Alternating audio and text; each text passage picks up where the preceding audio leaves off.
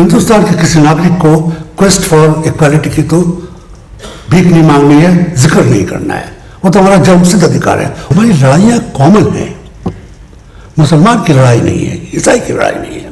जो कानून मुसलमान के लिए बनता है उसको वेपनाइज किया जाता है ईसाई के लिए।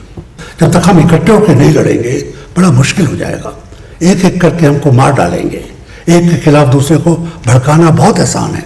क्योंकि आज की तारीख में सिख, जैन, बुद्धिस्ट, हिंदुओं के जैसा अधिकार है उसको 15% पार्लियामेंट में, स्टेट्स में, नौकरियों में, पढ़ाई में, स्कॉलरशिप्स में, उम्मीद में हक है उसका। मगर ईसाई और मुसलमान दलित का नहीं है हक। आज की तारीख में कॉमन सिविल कोड क्या है आपकी? जो हिमाचल में पास की वो है जिसको हिंदू नहीं मान रहे हैं, क्या है आपकी? और अब फिर आप कह रहे हैं नेशनल यूनिफॉर्म सिविल कोड या कॉमन सिविल कोड कराएंगे।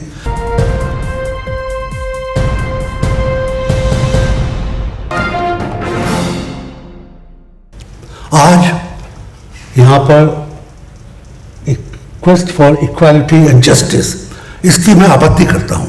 हिंदुस्तान के किसी नागरिक को क्वेस्ट फॉर इक्वालिटी की तो भीख नहीं मांगनी है, जिक्र नहीं करना है, वो तो हमारा जन्मसिद्ध अधिकार है। उस अधिकार को मानते हुए ही हम आगे जस्टिस की बात कर सकते हैं।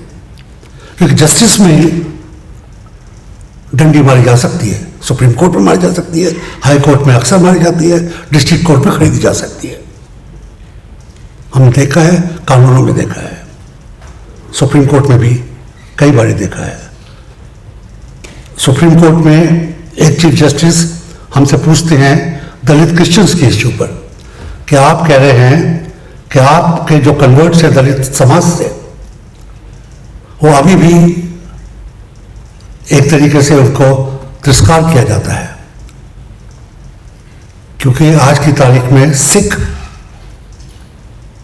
जैन, बुद्धिस्ट, हिंदुओं के जैसा अधिकार है उसको 15% पार्लियामेंट में, स्टेट्स में, नौकरियों में, पढ़ाई में, स्कॉलरशिप्स में, उम्मीद में हक है उसका। मगर ईसाई और मुसलमान दलित का नहीं है हक। क्योंकि वो कहते हैं विदेशी राज्य हैं, विदेशी धर्म है और इनमें इक्वालिटी है। तो पहले तो सुप्रीम कोर्ट में सवाल यह उठाना चाहिए था जज ने कि क्या क्योंकि आप हिंदुओं को 15% दे रहे हैं तो आप मान के चल रहे हैं कि सनातन में आज भी छुआछूत है? कि आप मान के चल रहे हैं कि आप भी अभी भी पार्लियामेंट में भी एमपी जो मुस्लिम, जो मैं नाम लेना और था मगर वो गैर कानूनी है, उदित राज अगर जाता है पार्लियामेंट में, जो नहीं गया, अगर उसको छूते हैं आप तो आप अछूत हो जाएंगे। पार्लियामेंट में आप मानते हैं क्या? असल में तो मानते हैं, मगर उनसे सवाल नहीं पूछा गया। हमारे बिशप से पूछा गया, चीफ जस्टिस ऑफ इंडिया ने, जो खुद एक दलित थे, कि अगर आप कहें कि आप चर्च में आज की तारीख में छुआछूत करते हैं तो मैं दलित ईसाइयों का हक मान लूंगा। कौन बिशप होगा जिंदा या मुर्दा जो कहे कि मैं आज भी करता हूं? मगर समाज में होता है, समाज में होता है। मैं कुछ साल पहले 2 टूर किए मैंने, एक विजय शाह के साथ और एक अकेडमिक टूर अपना।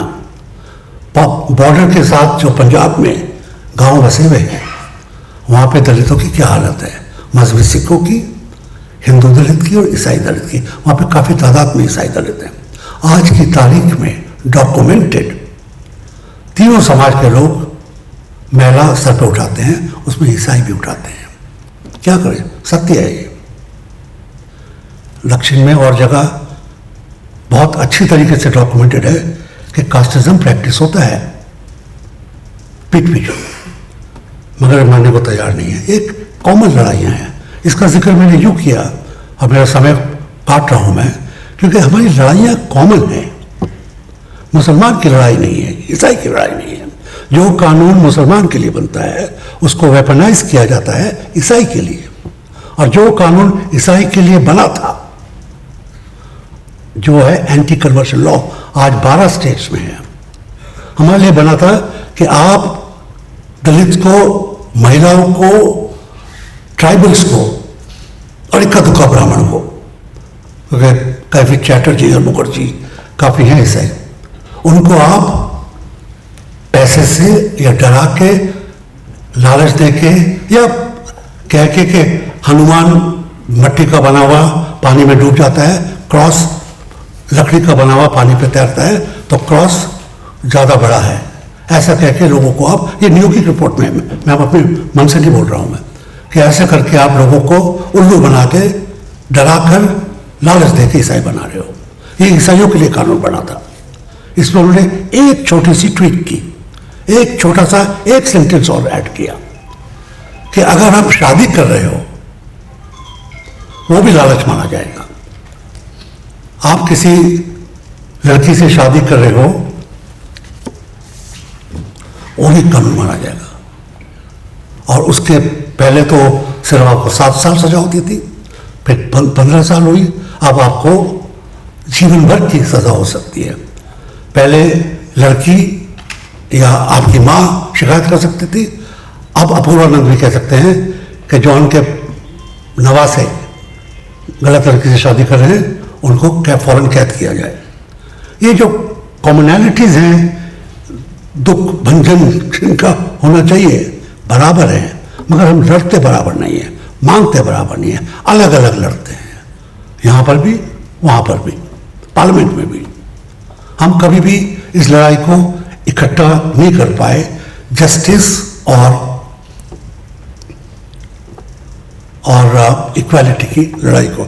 और मेरा ये मानना है कि जब तक हम ईसाई, मुसलमान, सरदार, बुद्धिस्ट, जैनी, दलित, आदिवासी, सोशलिस्ट, ओबीसी, यानी कि मेजॉरिटी इंडियंस जो की है 85%, ऊपर की 2-3 जातियों को छोड़ के, जब तक हम इकट्ठे होकर नहीं लड़ेंगे बड़ा मुश्किल हो जाएगा।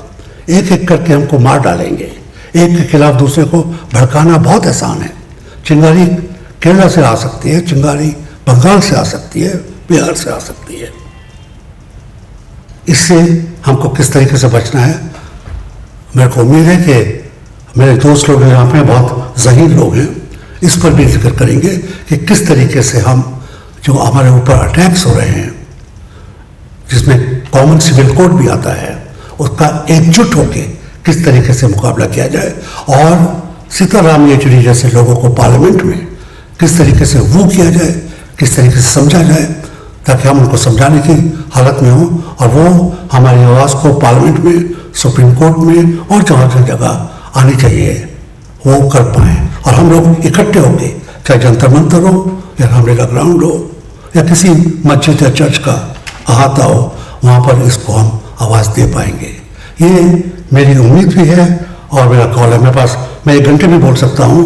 एलन डेलास्टिक ने अटल बिहारी वाजपेयी से जो बोला था वो बता के मैं आपको अपना विराम लेता हूँ।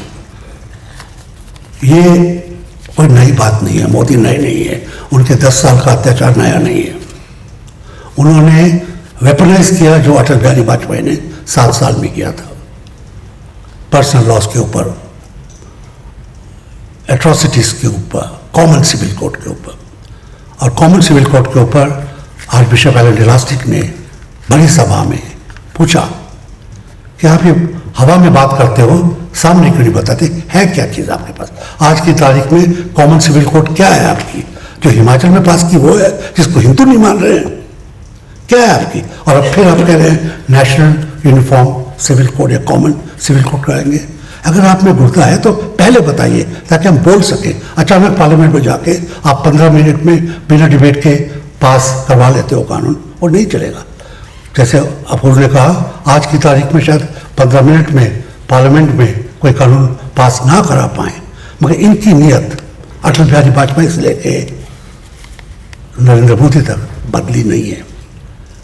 ये जनरेशनल संतान है, इनके जीन्स वही हैं, इसको हमको भूलना नहीं चाहिए। शुक्रिया।